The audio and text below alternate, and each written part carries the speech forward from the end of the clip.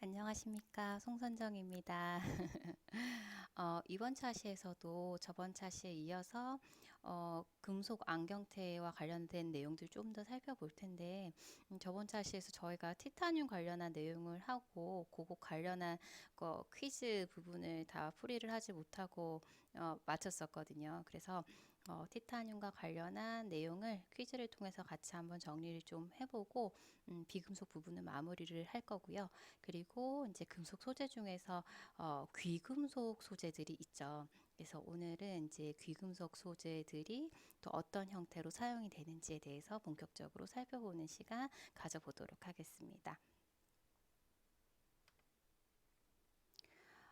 저희가 저번 주 차에 이제 마지막에 살펴봤었던 티타늄과 관련된 내용들이고, 티타늄 같은 경우엔 현재 금속태 중에서 가장 각광을 받고 있는 소재다라고 말씀을 드리면서, 다양한 티타늄의 어떤 장점들에 대해서 말씀을 드렸습니다. 너무 좋은 장점들이 많았지만, 이제 첫 번째로 일단 금속 중에서 비교적 가벼운 편이었었고, 다른 어떤 것보다도 지금 티타늄 같은 경우는 굉장히 융점도 높고 강하고, 그리고 이제 안경테로 사용됐었을 때의 경도도 물론 이제 좋은 상태로 이제 사용이 되는 거고, 근데 그것보다도 좀 특이한 사항이 이런 사항들이 있었었죠. 이제 공기 중에서 이제 티타늄 같은 경우에는 산소와 반응을 해서 그 부동태성 피막을 형성을 하게 되는데, 이것이 이제 금속의 어떤 성질을 나타내지 못하게끔 하는 이제 그런 이제 막의 형성 때문에 어떤 미생물 박테리아 이제 생장이 억제가 되면서 좀 더 이제 생체 적합한 그런 이제 재질로 사용을 할 수 있다라는 부분이랑, 또 부식도 잘 안 되니까 너무 좋잖아요. 그런 부분들이 굉장히 장점이었습니다. 근데 이제 반면에 이제 땜질하는 게 좀 이제 공기 중에서 땜질이 안 되다 보니까 금속태에 있어서 굉장히 중요한 부분이 용접성, 땜질성 이런 것들이 굉장히 중요한데, 이런 부분이 좀 문제가 되어서 실제적으로 이제 가공해서 만드는 부분에 있어서는 조금 이제 까다로운 부분이 있죠. 이런 부분들은 사실은 이제 단점이 될 수가 있겠습니다. 그 외에는 너무 좋은 물성을 가지고 있는 재료가 티타늄이었었고, 티타늄 같은 경우에는 사용되는 형태가 순 티타늄의 형태로는 사용을 거의 하지 않고 이렇게 합금된 형태로 주로 사용이 되는데, 그 중에서 안경테로 주로 사용되는 형태는 이 베타 티탄 합금 형태, 티탄이랑 바나듐이 이렇게 섞여진 합금 형태가 가장 흔하게, 좋다는 건 아니에요. 가장 흔하게 사용되고 있는 그런 이제 티타늄 합금 형태이고요. 그리고 그 외에도 알파 베타 티탄 합금 형태도 있었었죠. 알루미늄이랑 바나듐이 이제 둘 다 이렇게 들어있는 형태이고, 이것을 타이백이라고 부른다라고 말씀드렸는데, 요거의 특징이라고 하면 일단 초탄성이다. 탄성이 너무너무 좋은 합금의 형태다라는 거를 기억을 좀 해주시고, 요거보다 조금 더 좋은 형태 니트롤이 있잖아요. 그죠? 니켈이랑 티탄이 합금된 형태이고, 요 비도 좀 꼭 잘 기억을 해달라고 말씀을 드렸습니다. 지금 이름에서도 아실 수 있다시피 탄성도 너무 좋은 데다가 일정 온도에서 그 형태를 기억하고 돌아오는데, 그 일정 온도가 이제 일반적으로 저희가 이제 지내고 있는 이 일상생활의 온도가 이제 이 태가 자기의 형태를 기억하는 그 온도 범위에 포함이 되고 있기 때문에 뭐 여기에서 이렇게 뭐 휘고 구부리고 해도 원래대로 잘 돌아오는 거죠. 그래서 이런 성질을 가지고 있는 니트롤에 대해서 저희가 쭉 이제 살펴봤고, 뭐 탄성이랑 보건성 이런 거 너무 좋고 이래서 활동성이 많은 어린이들, 스포츠 즐기는 사람들, 이런 사람들 사용하면은 뭐 안전성 부분이나 편안한 부분이나 너무너무 좋은데, 역시나 단점이라고 하면 티타늄이 이제 포함이 되고 있다 보니 땜질하는 거 좀 어렵고, 도금을 했었을 때 좀 도금이 잘 일어나는 이런 이제 문제점이 좀 있었었죠. 그죠? 이거 외에는 이제 사용하는 데 있어서의 물성은 너무너무 좋은 재질이 티타늄이었습니다. 자, 그래서 티타늄에 대한 특징은 다른 어떤 재질들보다도 조금 더 주의를 갖고 잘 기억을 해주시길 바라겠습니다. 자, 그래서 이것과 관련한 문제들을 한번 살펴보도록 하겠습니다. 자, 그러면 티타늄과 관련된 문제 한번 살펴보도록 하겠습니다. 금속 안경테의 신종 소재인 티탄에 대한 설명으로 옳은 것은 했는데요. 옳은 것을 찾으라라고 했습니다. 자, 첫 번째, 가공성이 우수하다. 티탄은 너무 물성 자체는 안경테로 사용하기 너무 좋은데 이제 단점이라고 하면 땜질이 공기 중에서 땜질이 불가하다.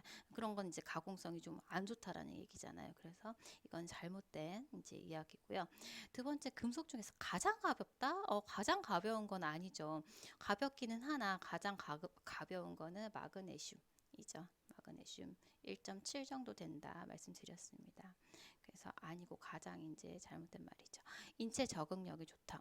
그래서 티타늄 같은 경우에는 뭐 안경테로도 사용이 되지만 이제 뭐 인공 관절 이런 데도 사용이 될 수 있다라고 말씀을 드렸고요. 그리고 열 전도율, 열이 잘 전달되는 거 좋은 물성이 아니죠, 안경테로서는. 그래서 열 전도율 낮다라고 얘기를 했고요. 그리고 열 팽창 결수, 열을 줬었을 때 얘가 이제 팽창되고 수축되고 하는 이 이제 물성의 어떤 변화가 크면은 좋지 않죠. 근데 티타늄은 작았어요. 그래서 좋다라고 했는데 크다라고 적혀 있죠. 그래서 이것도 잘못된 지문이 되겠습니다. 자, 그리고 부식성이 높아서 티탄 같은 경우엔 특이하게도 공기 중에서 TiO2 부동태성 피막이 형성되다 보니까 뭐 미생물 박테리아 생장도 억제가 되고 내부식성도 굉장히 강하다라는 게 장점이었잖아요. 그래서 인체 적응력이 좋다. 이렇게 설명도 될 수 있는 부분이기 때문에 이것도 잘못된 거. 그래서 답은 3번으로 체크를 해주시면 되겠습니다. 자, 이렇게 보시면 되겠고요. 자, 그 다음에 살펴볼 거 안경테용 형상기억합금. 사실 형상기억합금이라고 했었을 때 저희가 살펴본 것은 니켈이랑 티탄이랑 이렇게 합금된 형태, 이렇게 니트로를 살펴봤지만 이거 말고도 구리라든지 철이라든지 이런 것들을 합금시켜가지고 만든 형상기억합금의 형태도 굉장히 많습니다. 많은데 그 중에서 이제 안경테로 사용하기에 적합한 이제 형상기억 합금의 형태가 니트롤이기 때문에 그거에 대해서 이제 말씀을 드린 거고요. 요거에 대한 성질을 한번 살펴보도록 하겠습니다. 특징을 살펴보도록 하겠습니다. 자, 안경테로 사용되는 형상기억 합금 하면은 니트롤이다 말씀드렸고, 니트롤 같은 경우에는 니켈이랑 티타늄이 이렇게 이제 합금된 형태인데 그 구성비가 니켈이 55, 티타늄이 45 이렇게 구성되어져 있습니다. 자, 일정 온도에서 형상이 복원되나 맞는 말이고 충격에 약하다 이 지문이 잘못된 얘기죠. 이 내용이 충격에도 강합니다. 그죠? 충격 흡수를 잘한다. 그래서 안상의 방지에도 도움이 되는 그래서 뭐 스포츠용이라든지 이런 경우에도 사용하기 적합한 소재다라고 말씀드렸습니다. 자, 그리고 스포츠용, 어린이용, 노안경 제작에 적합하다. 특별히 뭐 노안경 제작이라고 했었을 때 이 노안경이 들어갈 의미는 이제 크게 없으나 이 내용이 맞기 때문에 이것도 맞다라고 보셔야 되겠죠. 그래서 여기는 옳은 것 해야 되기 때문에 3번으로 일단 체크를 하시면 되겠네요. 자, 생체 친화성이 불량하여 이거 아니죠, 그죠? 생체 친화성, 생체 적응력 좋다라고 말씀드렸습니다. 자, 그리고 마르텐사이트 변태성 합금이므로 큰 변형이 있으면 복원력이 떨어진다. 이 형상기억 합금을 이제 설명을 할 때 오스텐사이트, 마르텐사이트 이게 약간 열을 줬었을 때 이 물성이 변하는 것에 대한 설명이 있는데 일단 요거 같은 경우에는 변태성 합금이므로 큰 변형이 있었을 때 복원력이 좋다라고 해야 됩니다. 특별하게 뭐 요거까지는 기억을 하시지 않으셔도 되지만 뒤에 있는 요 내용 자체가 잘못된 얘기이기 때문에 요것도 잘못된 지문으로 이제 보시면 되겠습니다. 그래서 답은 여기에서 일단 3번으로 체크를 하시면 되겠습니다. 자, 요렇게 해서 티탄까지 정리를 해봤고요. 저번 차시 그리고 조금 전에 이제 저희가 이제 티타늄까지 요렇게 정리를 해서 안경테로 사용되는 비금속 재료들에 대한 어떤 특성들을 살펴봤었습니다. 당연히 안경테로 사용하기 적합한 물성들을 다 가지고 있는데 또 그 마다마다의 또 이제 단점이 하나씩 있기도 하고 했었잖아요. 그래서 순서를 이렇게 좀 두고 기억을 하시는 게 좋을 것 같아요. 제가 처음에 구리합금, 그러니까 동합금이라고 하는 구리합금서부터 니켈 합금, 알루미늄계 합금, 마그네슘 합금 설명드리고, 그리고 티타늄 설명드리면서 티타늄 합금 형태인 니트롤 이런 식으로 설명을 드렸거든요. 계속적으로 이제 안경테로 적합한 그런 물성을 가질 수 있는 소재들이 이제 개발되어 온 그런 이제 순서고, 당연히 이제 최근에 많이 사용하고 있는 이런 티탄 합금 형태가 가장 이제 좋은 형태가 되겠죠. 그렇지만 이제 뭐 좋기는 하지만 아무래도 이제 그런 것들은 고품위의 어떤 태로 취급이 되는 거고, 여전히 소지 금속으로는 구리 합금의 형태도 사용이 되고 있고 니켈 합금의 형태도 다 사용이 되고 있기 때문에 그것들의 이제 특성들에 대해서는 좀 구분을 하셔가지고 기억을 해주시면 되겠습니다. 그래서 다양한 비금속 재료들 종류, 특성 기억해 주시면 되겠습니다. 자, 이렇게 살펴봤고요. 자, 이번 차시에서 저희가 살펴볼 내용은 이제 금속 안경테 중에서 귀금속 재료들을 살펴볼 건데요. 귀금속이라고 했었을 때 가장 흔하게 사용이 되는 게 역시나 금입니다. 금이 있고, 그리고 이제 백금도 있습니다. 백금 같은 경우에 실제적으로 플래티늄이 백금의 대표적인 이제 백색의 그 색깔을 내는 이제 백금이지만, 이거 말고도 같이 백금족 원소로서 여러 가지가 또 있거든요. 그런 것들에서의 어떤 이제 주로 사용되는 안경테에서 주로 사용되는 그 재료의 특성 이런 것들 좀 살펴볼 거고, 실제적으로 이런 귀금속 같은 경우엔 귀금속을 100%로 해서 사용되지는 않습니다. 왜냐면은 이제 뭐 비싸기도 하거니와 좀 요것만으로 했었을 때는 또 안경테로서의 물성을 만족을 하지 못하기 때문에 대부분 금 합금의 형태라든지, 금 합금도 거의 사용되지 않아요. 보통 피복하는 형태 금 피복이나 가장 많이 사용되는 형태는 금 도금의 형태로 보통 사용이 되거든요. 그래서 이런 것들을 재료로 해가지고 이렇게 사용이 되기 때문에 기본적으로 사용되는 귀금속 재료들에 대해서 간단하게 살펴보고, 이것들을 어떤 형태로 실제 안경테에 적용을 시켜서 사용하는지 그 방법에 대해서 살펴보고, 그것들 방법들에 따른 특징, 장단점이 있겠죠. 자, 귀금속 소재로 사용되는 재료들 살펴보시게 되면은 가장 흔하게 사용되는 재료가 금이죠. 금 같은 경우에는 뭐 산에도 강하고, 그리고 화학적인 어떤 다른 어떤 물질들에도 본래 성질을 잃지 않는데 화학성도 좋고, 그리고 열에도 강하고 인체 친화적이고 하기 때문에 사실은 뭐 안경테뿐만이 아니라 저희 뭐 이렇게 이런 이제 그 어떤 뭐 장신구에도 많이 사용이 되잖아요. 그죠?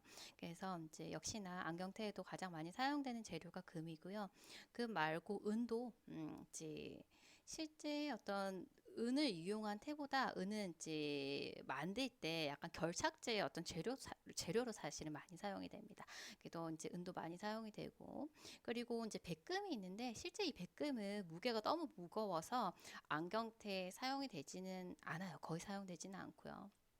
근데 이제 백색 금의 어떤 그런 고광택, 은백색 느낌이 이제 아름답다 보니까 이제 언급이 되긴 하지만 실제적으로 안경테는 거의 사용되지 않고, 이것과 같은 어떤 컬러감을 내줄 수 있는 여러 가지 백금적 원소들이 있죠. 뭐 로듐이나 이리듐, 이테듐, 루테듐 이런 것들이 있어요. 그래서 요 전부 다 이제 백금적 원소들이거든요. 그래서 이런 것들은 이제 백색의 어떤 광택을 내는 그런 이제 귀금속 소재들이다. 그래서 크게 이제 사용되는 귀금속 소재라고 했었을 때는 금, 은, 백금을 포함한 백금족 원소 요 정도로 이제 크게 분류를 해주시면 좋겠고, 그리고 이제 귀금속 같은 경우에는 요것들을 100%로 해서는 거의 사용하지 않는다.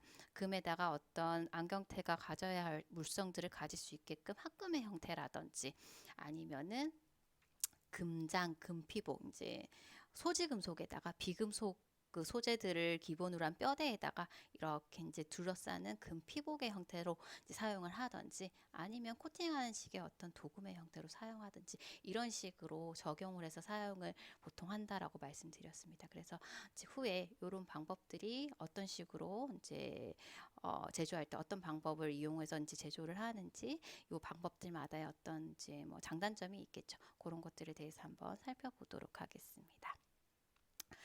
자, 먼저 이제 백금의 어떤 특성들을 살펴볼 텐데, 이제 가장 흔하게 사용되는 금 같은 경우에는 합금의 형태로 이용이 된다.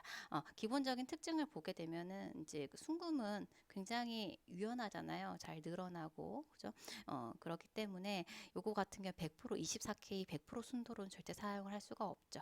그래서 여러 가지 뭐 은이라든지 구리라든지 니켈이라든지 아연이라든지 앞에서 언급드렸었던 안경테에 이제 사용됐었던 여러 가지 금속 재료들이잖아요. 이런 것들을 합금을 시켜서 안경테로서 사용할 수 있을 법한 어떤 기준치에 기준치에 달하도록 이제 강도나 경도를 갖다가 향상을 시켜주고, 그리고 만들 때 이제 만드는 것도 용이해야 되겠죠. 뭐 절삭을 한다라든지 밴딩을 한다라든지 여러 가지 뭐 압착을 한다라든지 가공하는 데서 여러 가지 그런 이제 요구되는 요소들도 만족을 할 수 있게끔 이제 넣어주는 거죠. 뿐만이 아니라 이제 색상 부분에 있어서도 그죠. 원하는 색상을 가질 수 있도록 이제 합금을 시켜서 사용을 한다. 이렇게 보시면 되겠습니다. 그리고 이제 지금 이제 100% 금이라고 하면은 순도 100%는 24K잖아요. 그래서 합금의 형태로 사용되는 안경테를 보게 되면 보통은 한 18K 아니면 한 14K가 주로 금 합금 형태로 사용되는 안경테의 형태이다. 이렇게 보시면 되세요. 그래야 좀 어느 정도 단단하고 또 이제 그 기계적 가공성도 만족할 수가 있고 그러거든요. 그래서 보통 이렇게 하고요. 그리고 합금을 할 때 대표적으로 사용되는 재료들을 보게 되면 금에다가 은, 구리 이게 이제 대표적인 이제 합금 재료들이다. 이렇게 보시면 되겠습니다. 이런 식의 합금을 해서 뭐 여러 가지 이제 안경테로서 만족해야 되는 그런 이제 물성도 만족을 시키지만 실제적으로 뭐 저희가 눈 이제 뭐 만든 사람이 아니라고 하면은 보여지는 게 사실은 가장 중요하다 보니 여러 가지 색상도 낼 수 있다는 거죠. 지금 보시는 것처럼요. 보통의 이제 가장 기본이 되는 금의 색깔이라고 하면 100% 순도가 이제 요런 황금색이라고 하면 어떻게 섞는지에 따라서 이런 식의 약간의 핑크빛의 느낌을 줄 수도 있죠. 레드 골드, 핑크 골드 이런 식으로 아니면은 화이트 골드 이런 식으로 색깔도 다양하게 낼 수 있다라는 얘기입니다. 여기는 약간 그린 컬러죠, 그죠?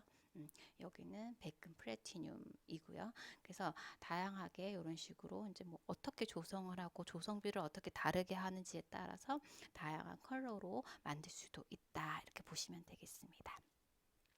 자, 두 번째로 살펴볼 귀금속 소재로는 백금이 있는데 플래티늄 PT 있는데 고가이기도 하고 비중이 21.4g 엄청 무겁잖아요. 그래서 실제로는 안경테로는 거의 사용되지 않습니다. 그래서 이것보다 조금은 이제 뭐 경제적인 부분에서 좀 저렴하거나 그리고 이제 색깔은 또 유사하게 나타낼 수 있는 백금적 원소들이 있죠. 몇 가지 팔라디움, 이리듐, 오스뮴, 로듐, 루테늄 뭐 이런 것들이 다 백금속 원소에 포함이 되는데 이런 것들을 주로 이용을 해서 안경테에 좀 적용을 해서 이용을 하고 있고, 특히 잘 기억을 해주셔야 될 게 로듐이라는 건데, 로듐 같은 경우에는 도금 재료로 굉장히 많이 이용이 돼요. 이제 물성의 특성상 굉장히 잘 펼쳐지는, 얇게 펼쳐도 이렇게 끊어짐이 없거든요. 그래서 도금을 할 때 굉장히 얇게끔 도금을 해도 튼튼하게 도금막을 형성을 할 수 있기 때문에 금을 많이 사용하지 않고도 도금이 잘 될 수 있어가지고 특히 또 반사율도 좋거든요. 특히 이런 안경테 같은 경우 반사율이 좋아야지 반짝반짝 빛이 날 거 아닙니까? 그래서 미적인 부분에 있어서도 만족이 되고 어떤 기계적인 가공성 저희가 만들 때도 만들기 용이하니까 특히 이제 로듐이 어떤 백금의 어떤 컬러를 내기 위해서 사용될 때 가장 많이 사용되는 재료다라고 보시면 되겠습니다. 그래서 대표적으로 금과 백금에 대해서 저희가 한번 살펴봤습니다. 자, 그러면 지금 보시게 되면은 금 같은 경우에 합금을 어떻게 시키느냐에 따라서 다양한 컬러를 낼 수 있다라고 말씀을 드렸는데 지금 보시게 되면은 첫 번째 아까 그 대표적으로 합금의 형태로 사용이 되는 게 금이랑 은이랑 그리고 구리 요 세 가지가 있다라고 말씀드렸었죠. 자, 만약에 그린 컬러를 갖고 싶다. 지금 보시게 되면 약간 그린 컬러인 거 확인되시죠? 여기는 많이 그렇고요. 그죠?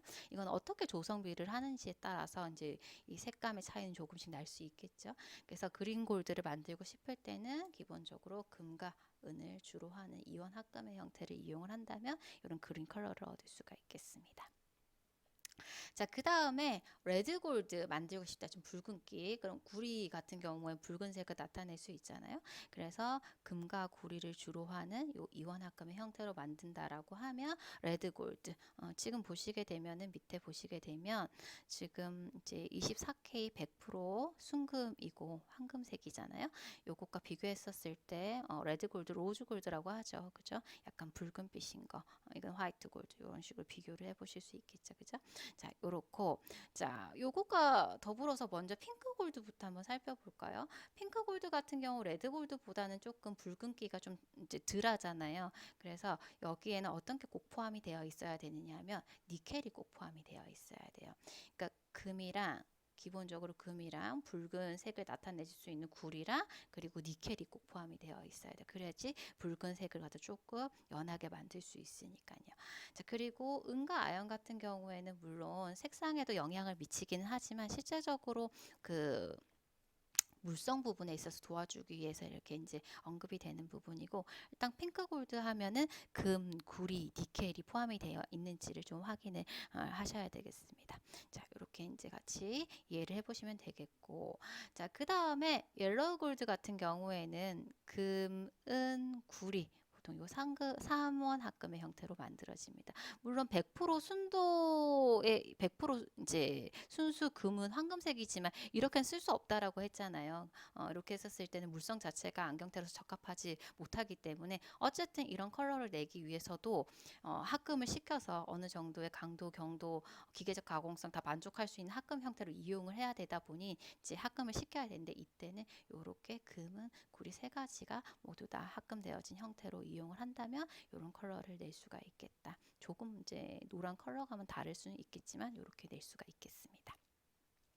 자, 그 다음에 화이트 골드, 이제 백금을 대용할 수 있는 그런 이제 합금 형태라고 보시면 되겠죠. 자, 흰색을 내기 위해서는 조금 전에 저희가 살펴봤지만 니켈이 들어가야 된다라고 말씀드렸었고, 팔라디움계도 있어요. 팔라디움 자체도 백금적 원소잖아요. 이걸 갖다가 섞어서 해준다고 하면은 흰색을 띌 수가 있거든요. 그래서 기본적으로 금에다가 니켈을 넣어가지고 만든 화이트 골드계가 있기도 하고, 금에다가 팔라듐을 넣어가지고 만든 화이트 골드계가 있습니다. 그래서 지금 니켈계는 금에 니켈 그리고 어떤 물성, 기계적 물성을 더하기 위해서 구리나 아연이 약간씩 포함이 되어져 있는 형태로 만들어지고요. 팔라디움계 같은 경우에는 금과 팔라디움을 이제 주로 해서 은을 섞어서 팔라디움계 화이트 골드를 만들 수가 있겠습니다.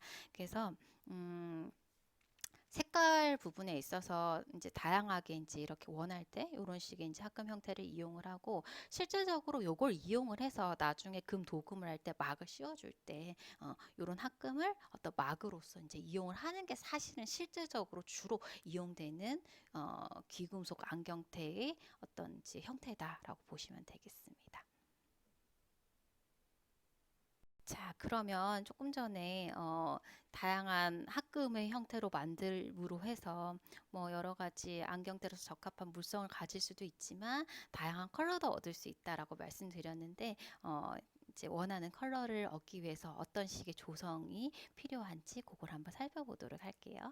자, 먼저 첫 번째 문제. 18K 화이트 골드 성분 금속 100분율로 옳은 것은 했습니다. 일단 지금 보게 되면은 18K라고 했었을 때 순도가 24K 100%가 아니잖아요. 그러면은 먼저 금이 얼마만큼 이제 조성이 되어 있는지, 전체에 있어서 조성이 되어 있는지 확인을 해볼 필요가 있는데, 지금 여기 지문 전부 다 75%라고 되어 있네요. 만약에 좀 다르다라고 하면 계산을 하셔야 되세요. 100%가 24K니까 18K는 퍼센테이지로 했었을 때 몇 프로가 되는지 계산을 이제 하셔야 되는 거죠. 여기에서는 75%가 되겠죠. 다 이제 나와 있으니까. 그래서 이제 먼저 확인을 하셔야 되고, 그 다음에 화이트 골드계 같은 경우에는 기본적으로 니켈계가 있고 팔라디움계가 있다라고 말씀드렸죠. 근데 지금 여기에서 팔라디움은 언급이 되어 있지 않기 때문에 니켈이 들어있는 거 요거를 선택을 해 주셔야 되겠습니다. 그래서 여기서는 쉽게 4번으로 체크를 하실 수가 있겠어요. 이렇게 찾아보실 수 있고, 자, 요것과 유사하게 두 번째 문제는 12K 핑크 골드라고 했습니다.